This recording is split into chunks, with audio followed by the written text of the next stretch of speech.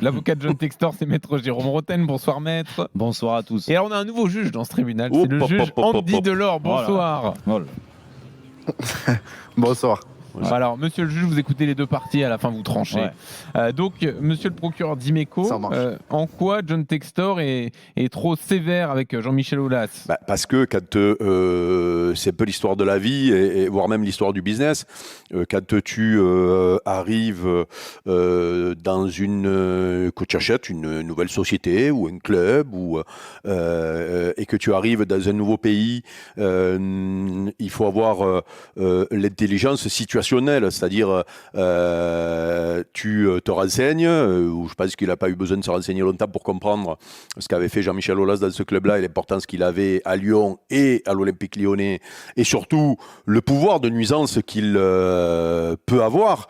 Et je pense que il aurait pu en tout cas faire en sorte que ça se passe beaucoup mieux. Alors moi je comprends que quand tu achètes un club, tu as envie d'être décisionnaire et avoir les coups des franches, sauf que il y a moyen aussi de toujours garder la main sur la personne qui a fait de ce club ce qu'il est aujourd'hui, et sportivement et financièrement, ne serait-ce que pour éviter le pouvoir de nuisance, parce que là ça peut vite tourner mal pour Textor, et c'est là peut-être où il n'a pas mesuré. Alors il a une culture autre, il arrive d'un grand pays où peut-être il n'y a pas cette mentalité-là. Il n'empêche que vu ce qui se passe aujourd'hui, il commence à se rendre compte du pouvoir de nuisance de Jean-Michel Aulas, et c'est pas fini, et surtout il commence à se rendre compte de la difficulté, et dans la difficulté, avoir un allié comme Jean-Michel Aulas, ça aurait pu peut-être le servir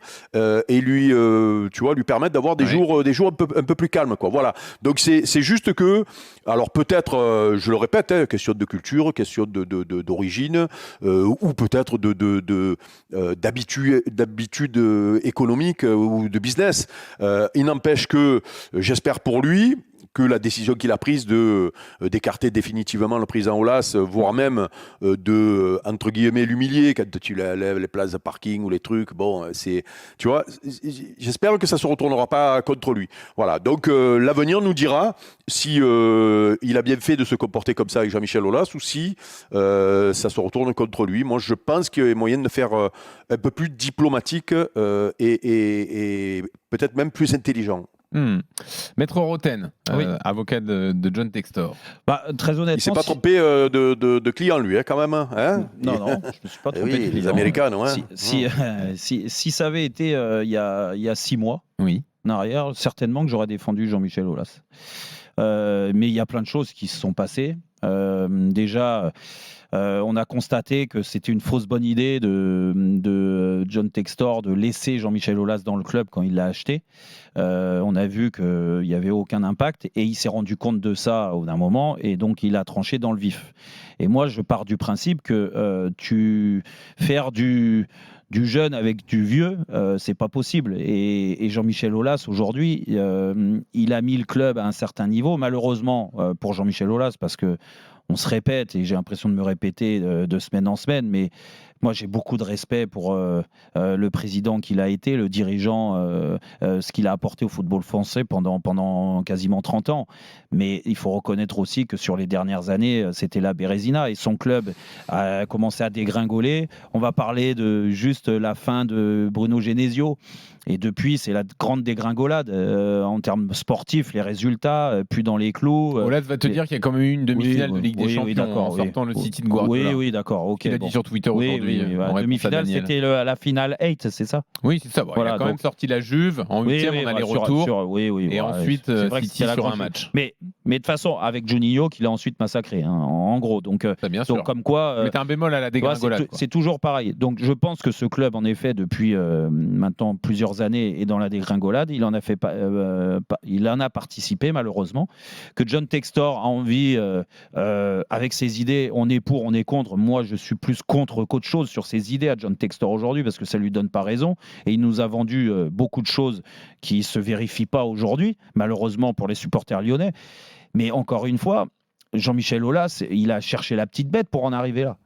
dire c'est pas lui, c'est pas John Textor qui a envoyé des tweets dernièrement, et en plus c'est pas moi alors qu'on sait très bien que c'est lui, et on en a parlé, qu'il est là toujours à parler en mal de la nouvelle équipe dirigeante dans l'ombre bien sûr, et essayer de remonter les supporters contre la nouvelle direction alors qu'ils essayent de trouver des solutions.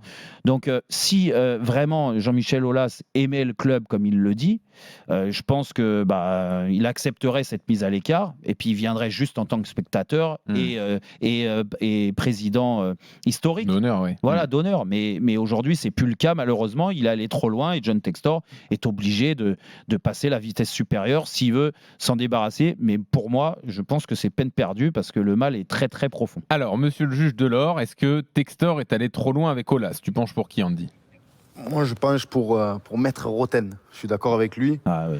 Normal. Je suis d'accord avec lui. Et lui, il veut voilà, je ne pensais pas qu'Andy fasse le lèche comme ça auprès de celui qui l'a embauché. C'est quand même, Andy, il va te garder quand même si tu n'es pas contrôlé. Non, vas-y, finis, je déconne. Non, mais je suis d'accord avec lui dans le sens où on sait Aulas l'importance qu'il a dans le club et que d'entrée, voilà, si on... en le laissant dans le club, ça pouvait apporter, voilà, comme maître Jérôme a dit, qui parlait dans le dos et que ça pouvait commencer à créer des tensions dans le club. Donc je pense que voilà, il aurait pu lui accepter la mise à l'écart. Mais je pense que c'est par là qu'il faut qu'il passe pour que le club commence un renouveau et aille de l'avant. Parce que c'est clair que ça fait quelques années que ça commence à devenir compliqué. Et voilà, il faut qu'il arrive à lâcher le club et que le club arrive à créer un nouveau élan pour justement avancer sans Aulas, le après Aulas.